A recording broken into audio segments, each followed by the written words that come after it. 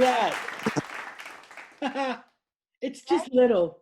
It's just a little intro. I like it. It's up our alley, isn't it? It sounds like my song, Almost Home. It does have that little JD twang to it. I like that. That's excellent. And you are JD Danner. I am. Says it I'm right. so excited to be doing this with you. I am Denise Warner from the Lesbian Lounge podcast, and JD and I have just launched the Whiskey Rock Lounge. I think it's appropriate, man. It's the one thing that I can say that we definitely have in common is that we do like a good whiskey, don't we? Like lounges. Yeah, So and lounges. I like on the rocks. So there you go. Do you You, like yeah. your on the rocks? Sometimes I do. Sometimes I do. Tonight I do not have it on the rocks. It's only because it's freaking freezing here in London, England Already. already. Like the day that it became fall, the temperatures just fell in line. It was like, okay, there we go. The heat is over with. And it just got so cold. It was like 61 degrees in my bedroom last night. Wow, I'm jealous. I kind of thought you might be. Every time I talk to my mother and I tell her the temperature, she's extremely jealous. So you guys are hot and sweaty in Boca Raton. Yeah, I mean it when it dips down below 90, we think we're in fall, but that hasn't happened yet. I think it might have dipped down the other day. We had a breeze, but I don't know. I do question, like I lived there for like 25 plus years, and I'm a person that absolutely detests the heat. So it always, like when I tell people I hate the heat, the first thing they say is, but you lived in Florida. Like, yeah, but everything was air conditioned. It's Right, different, you know? right, really true. Yeah, those quick walks to the Jeep were brutal.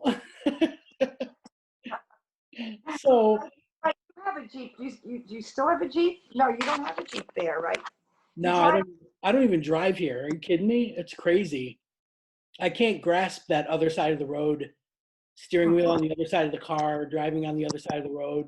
It's tough. Like I still flinch, um, because it feels like cars are so close, like passenger side, or even when we drive down these crazy, like little tiny, they're like bicycle tracks. They're not even roads, you know, they're like these narrow little lanes that are covered with trees all over. And I feel like I'm going like this in the passenger side because they feel so close to the car. And if I was driving, it wouldn't bother me. Like it wouldn't, I, Right, right. yeah, I feel like I could move over a little bit, but yeah, it's still, I did once, I went around the corner from like where we live over to my friend Hazel's house, and they were in the car and they were like, oh my God, you're hugging the wrong side of the road. And I'm like, I don't think I am. I didn't feel like I did badly, but judging by their reviews, I totally bottled it. So I'm just not going to attempt it. I don't really need to. I mean, thankfully I live where I can walk to everything.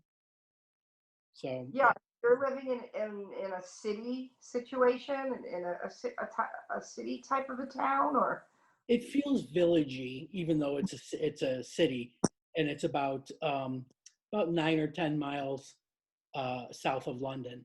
So we're far enough away to not have that hustly bustly feel, right, and right, it feels a little bit villagey because we live like right on kind of right around the corner from the high street. So that's where everything is. You know, your grocery store, your doctor, your bank, I mean, everything is right there, and it's all within walking distance. So there's really no need to have a car. And then if you do want to get into London, we live like about 100 steps from the train station. is So a high like the highway? Is that what a high street is like, or no, main? it's kind of like the main little road of the city where all the shops and cafes and everything are. How there's, you know, like one, you know, like where I was, it was kind of University Drive was kind of the main drag. Right, Yeah. right. So that's kind of like what the high street is. It's just where everything is, and then everything else is kind of residential, you know, on either side of it. So it's a fantastic location. Like that's the best part. That's the best part of living here is we are in an exceptional location, like just kind of the hubbub of this little city. But you know, it's a real mix of people. Like there's a lot of families, but now it's because it's really a good it's on a good track to get into London. A lot of people that commute want to be here because it's away from that bustly city feel, that New York City feel. You know, it's like going back to the suburbs. So yeah, it's starting to really. I'm starting to see a lot more construction of, you know, flats, if you will. Flats are everywhere. They're going up all over. So yeah, it's. I think we got here at the right time, and this location was just it just worked really well because at that time my wife Gemma was going back and forth into London to go to work a lot, so it worked out well. Well, I'm excited about doing this just to hear how your life is in London because it's much different. It's much more different than I thought it would be just from us speaking, before doing the show. Yeah, So, yeah. I mean, it's way different than I thought it was going to be too. I'll tell you that much.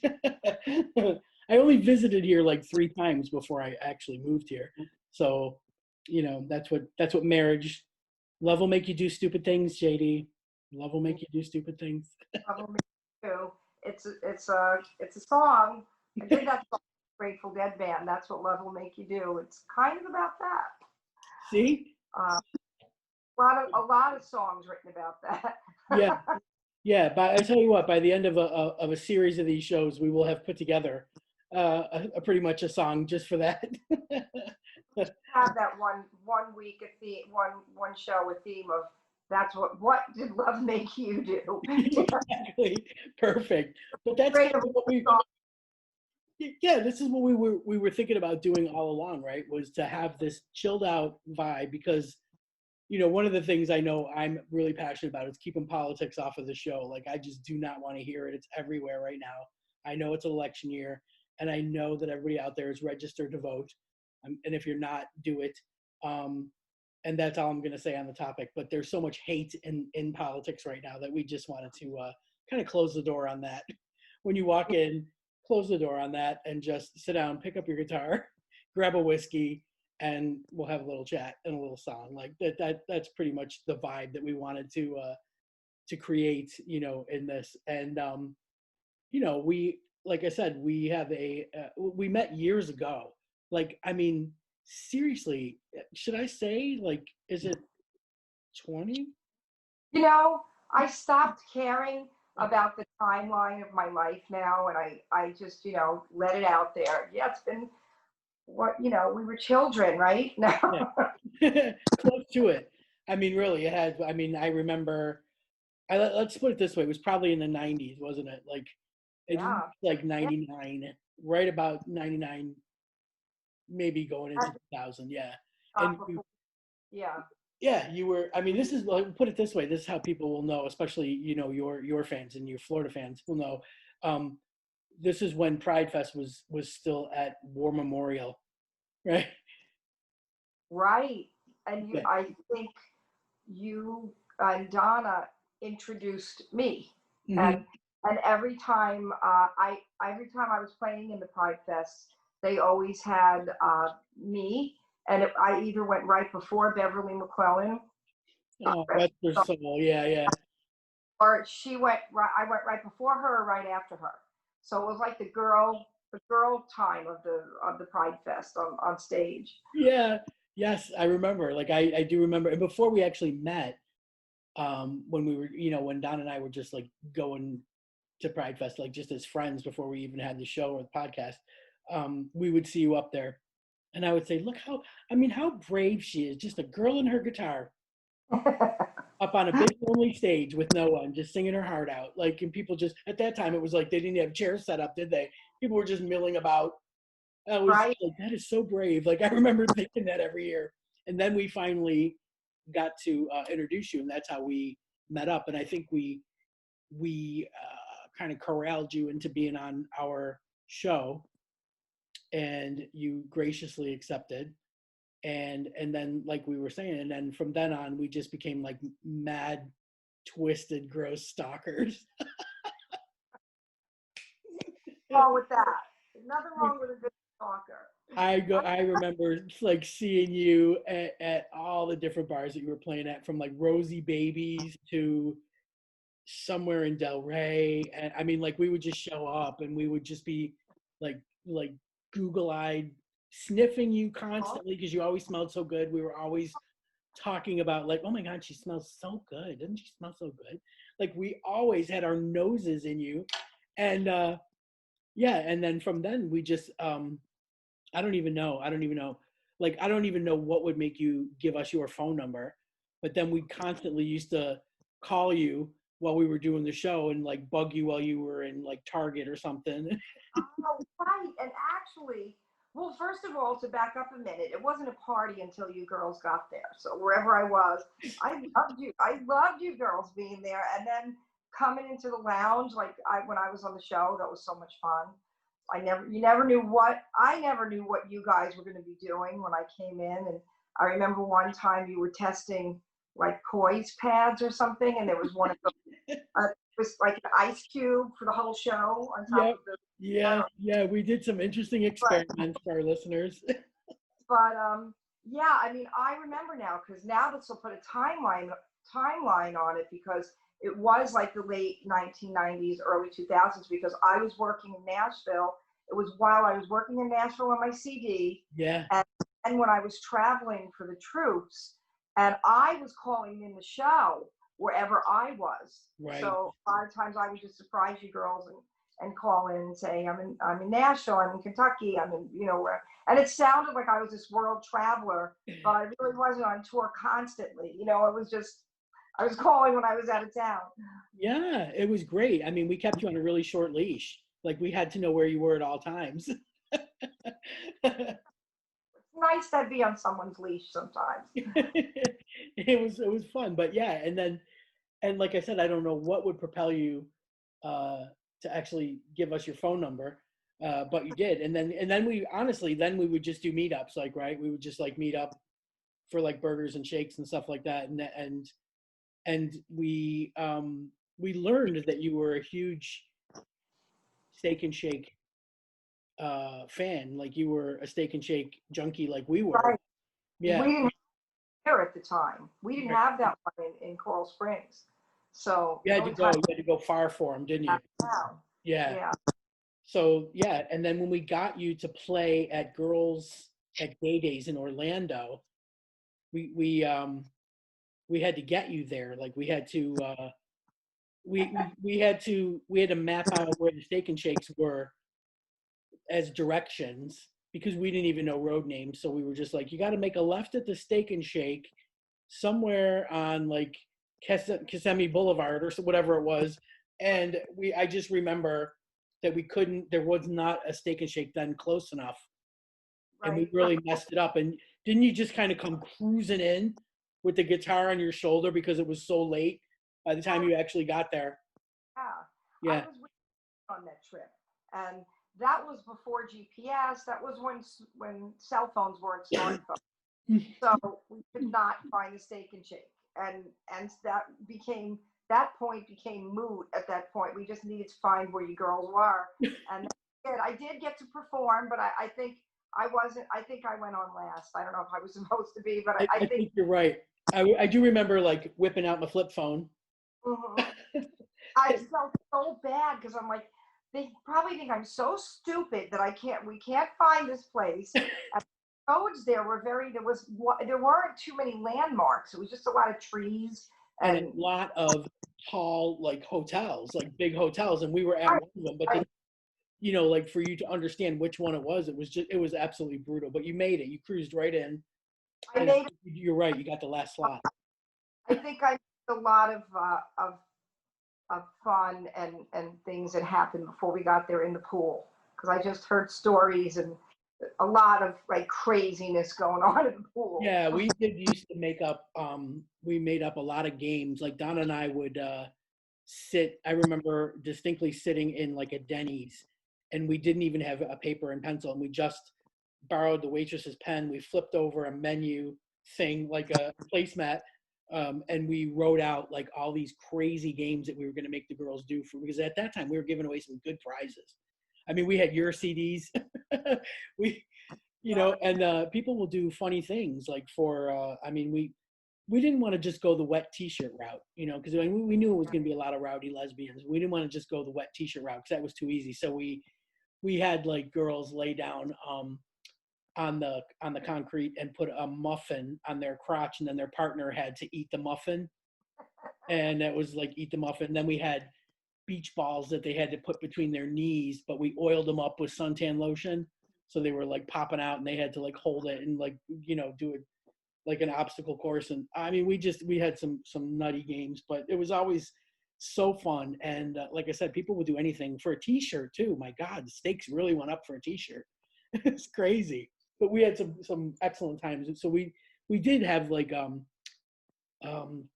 we did kind of our paths crossed like a lot, Oh, yeah. So it was inevitable that it was gonna lead us to this moment tonight. I was so excited when you said you wanted to do this with me because originally I called to see if you would be a guest, and then we started talking, and I'm like, because I didn't want to do it alone, but I couldn't get anyone to commit that they would, I usually I have a little more enthusiasm about these things than other people around me, but you were just as excited about it as I was. And you're much more knowledgeable technology wise than I am about this stuff. So I'm learning.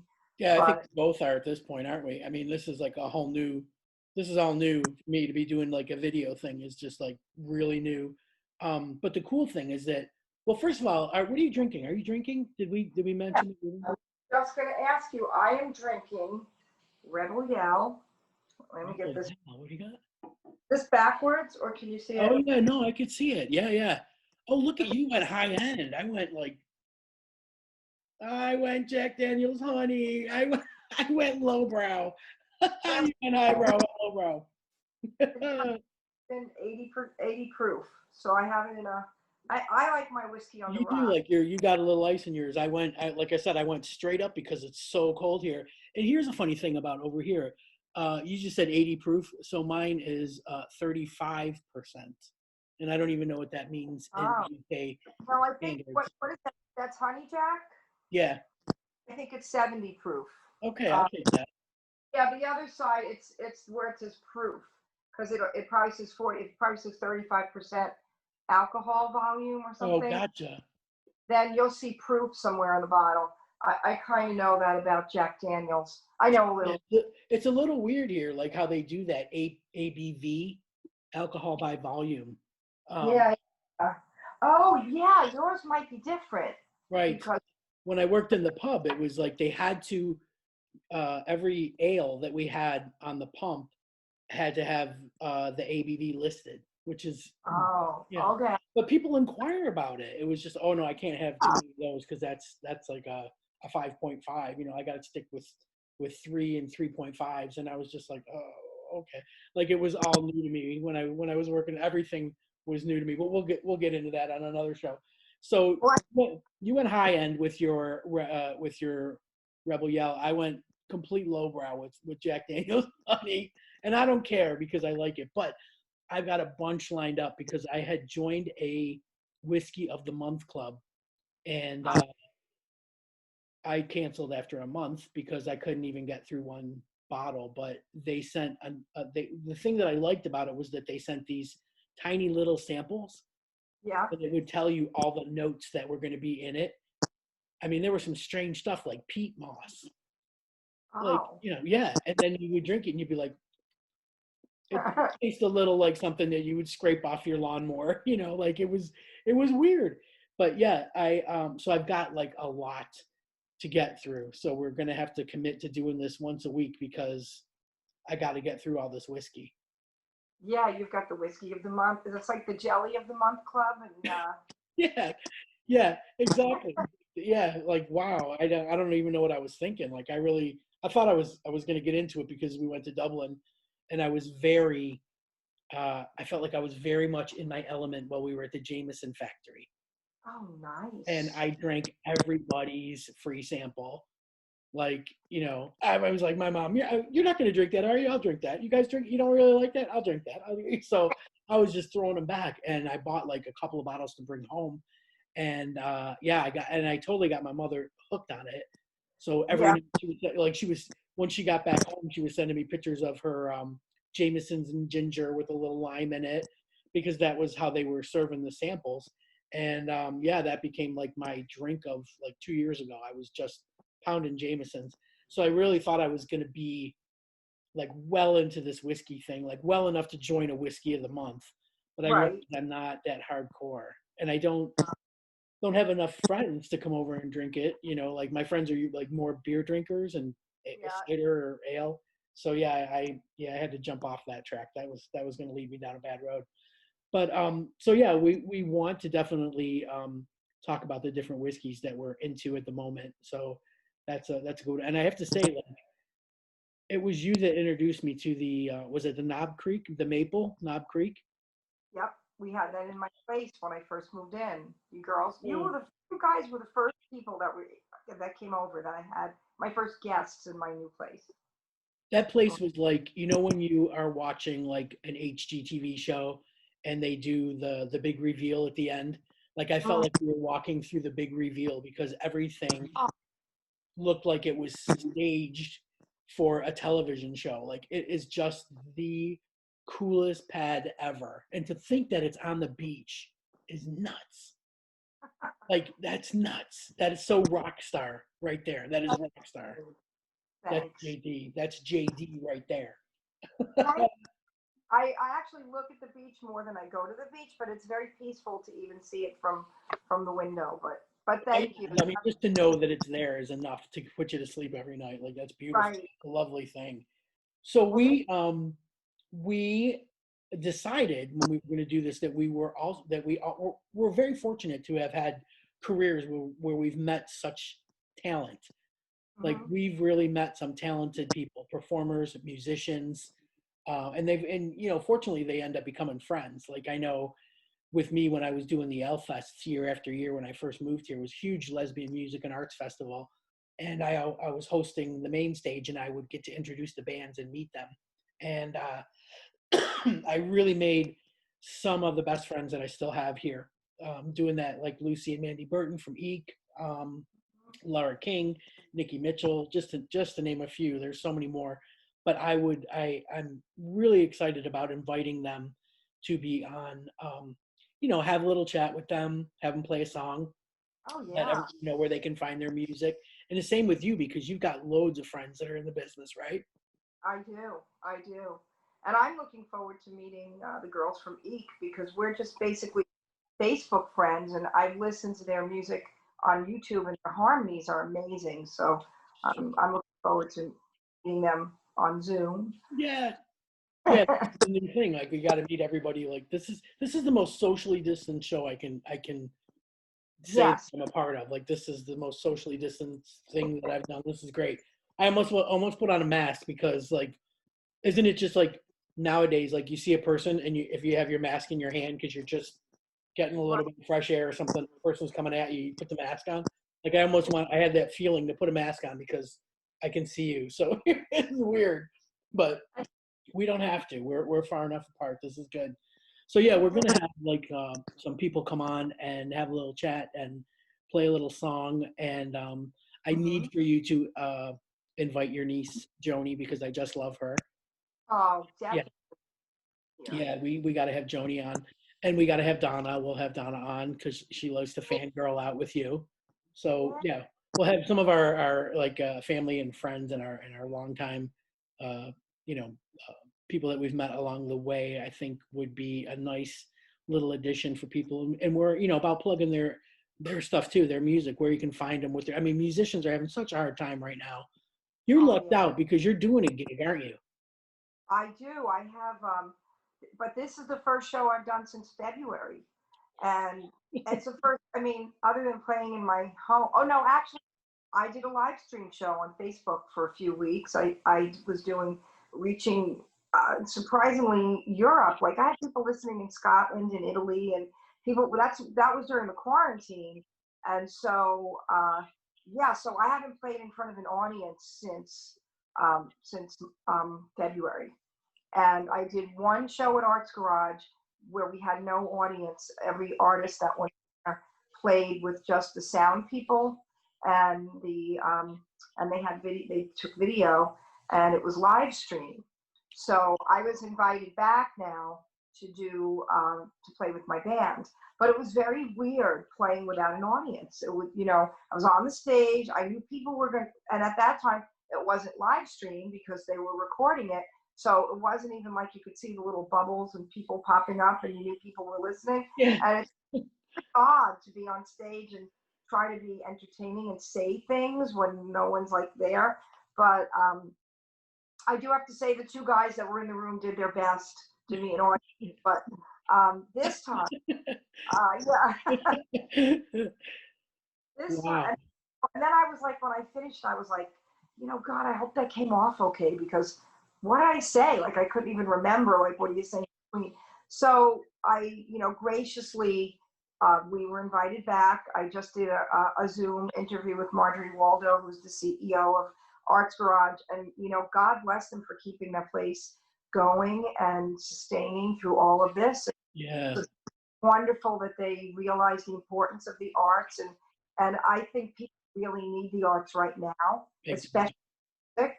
And so I'm really looking forward to next Saturday night, where it was supposed to be originally just a live stream show. And on my Facebook page, jddowner.com, you could there's a link for the tickets. But now they've allowed 33% capacity of an audience to be in there. So there'll be about people in the room. So that's not bad. Yeah, so I'm looking forward to having an audience and getting out there and playing again. And we rehearsed for the first time this week, and it was like, I don't know, there was a part of me that became alive again. Oh, and I'm like, yeah. I feel great, where before it was like, oh, we have rehearsal. Now it was like, we have rehearsal, Yeah. I can get in the room and play.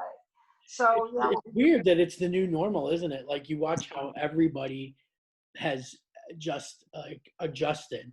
Like, talk shows, we're doing what we're doing, doing interviews this way. And I'm honestly, like, right now I was looking at my backdrop and I'm like, is that okay? Like, I feel like I'm on like a CNN interview. Like, I wanted to have my backdrop like full of intelligent books and stuff over there, and my cool curved television over there. Like, I didn't. And like, that's what I notice in these interviews now, is like people in there, what's behind them, what's going on back there, that kind of thing, every interview. But yeah, like, if you think about all the different chat shows and news shows and everything, this is kind of the new normal. It's just like, we had to get on board. Yeah. And they're still doing it that way. Yeah. In fact, yeah. Around, because I'm trying to find like a good angle, but I mean, I think this is good. I wanted my little fender pick to be shown. As we do this, I'll have a backdrop, like maybe a different town behind me every. Yeah, I was thinking that too. Like, I don't know if I want to do that yet. Like, it always does look kind of like, I think of like Reggie on the James Corden show. Like, he didn't look good with a backdrop, and I was like, I don't know if I want to do that. So yeah, this is the new norm, I guess. We're here, we're on board, we're with it, we're down with it, we're cool like the kids.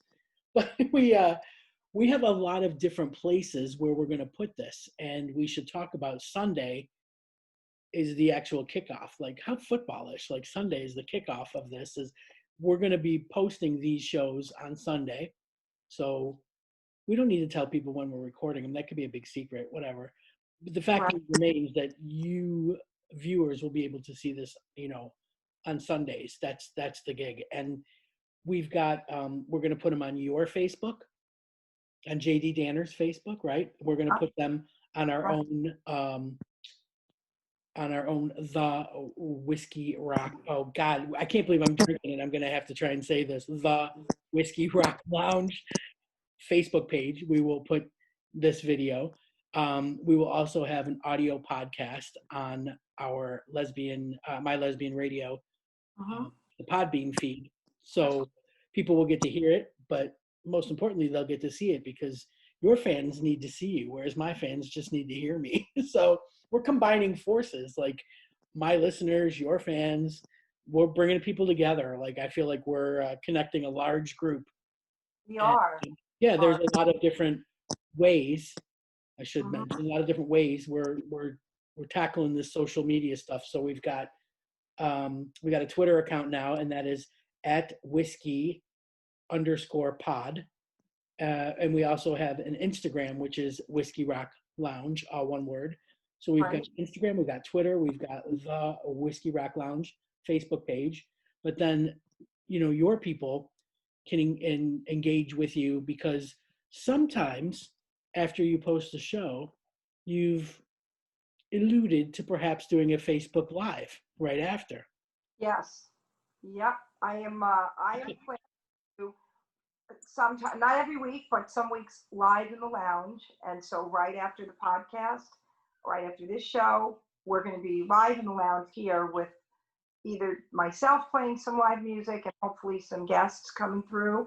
I'm going to get Judy in here. I'm going to get Joni in here, and we'll get people in the lounge, Florida part of the lounge. That is Both cool. lounge. That's going to be awesome. But we also want people to know that you can drop questions on any of our social media platform, and we will try and get through them when we do a recording. So, if they have questions for you, questions for me, whatever, questions about whatever topic we talked about the week before, doesn't matter. We'll try and get through them on our show. So we'll check before we record, and we'll take down any of your questions, and we'll answer them openly and honestly, if you will. And also, I do want to ask you a little bit about this Janice Ian thing. Oh yeah, I am so excited to be part of this.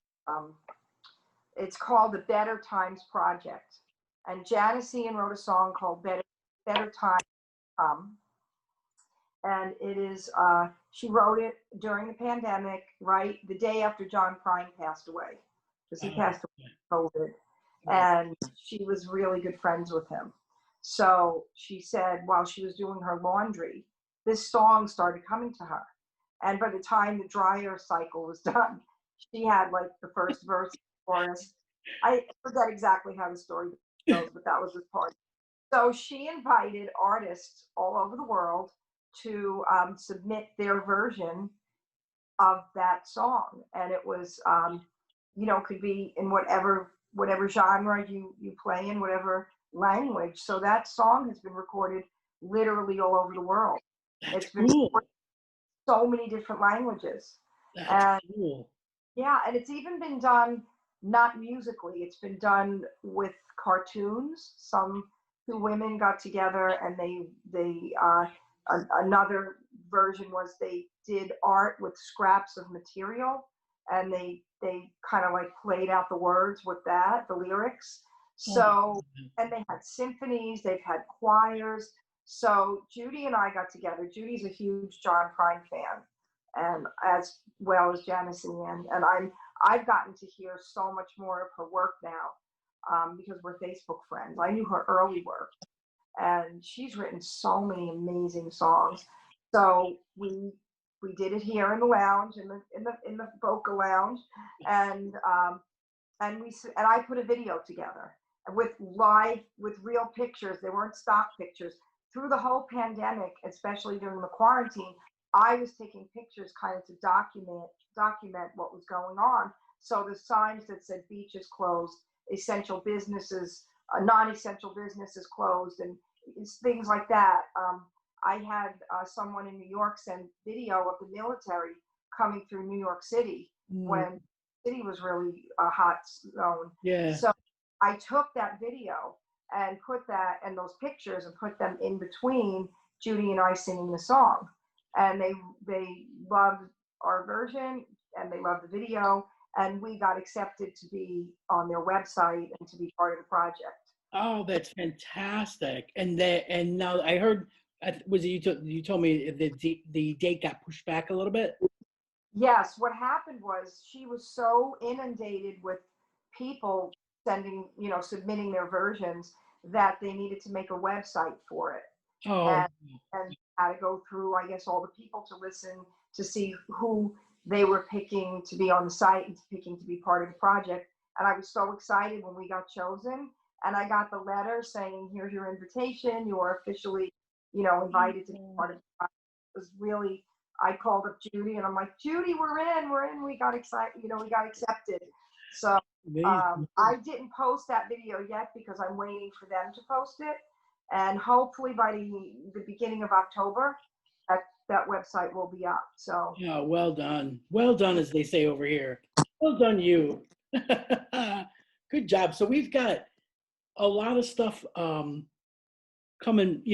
coming up. Literally, we have a lot of stuff coming up. So yeah, we're committed to doing this every week, and we're gonna drop the video and the audio on Sundays. Um, but again, like you can follow us on Twitter, whiskey_pod. You can follow us on Instagram, Whiskey Rock Lounge, and Facebook, the Whiskey Rock Lounge. JD is on Facebook. I am on Facebook. Um, and we are really looking forward to this. It's going to be a really good time. We've got lots of topics.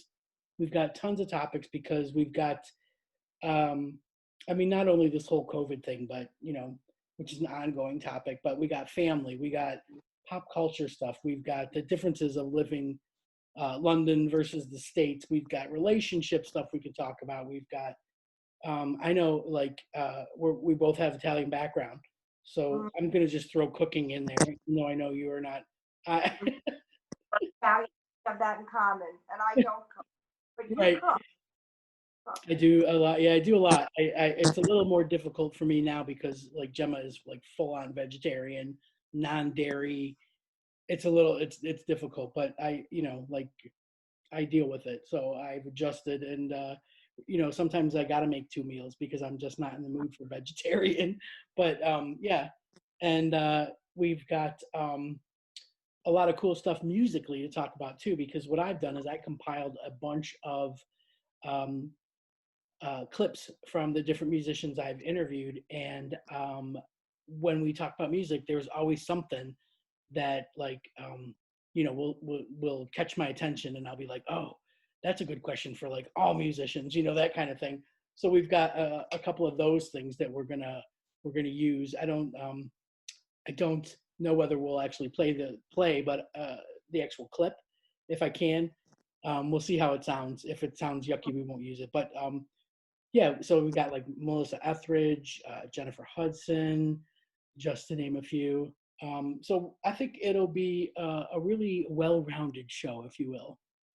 Oh, it will be between the people I know, the people you know, and endless topics. Yeah, Endless topics. yeah. That's the best part. And of course, if there's something that a viewer or a listener wants to know about, they can always drop that in.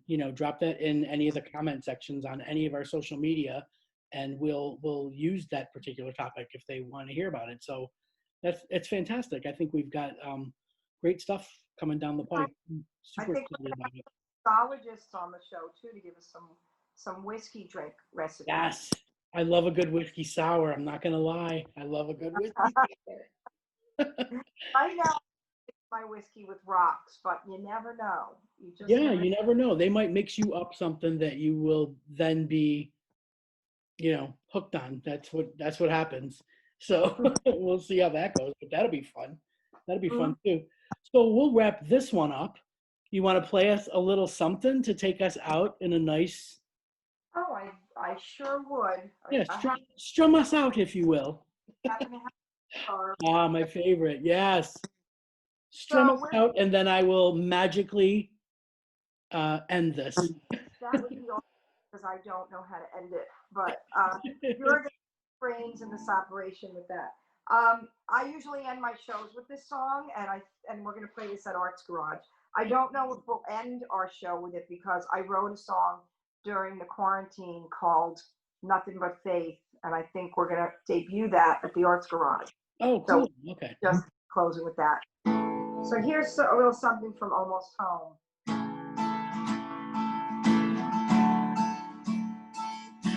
Wake up in the morning, voices in my head. I try to find a reason to get out of my bed. My mind's so distracted by what used to be a dream.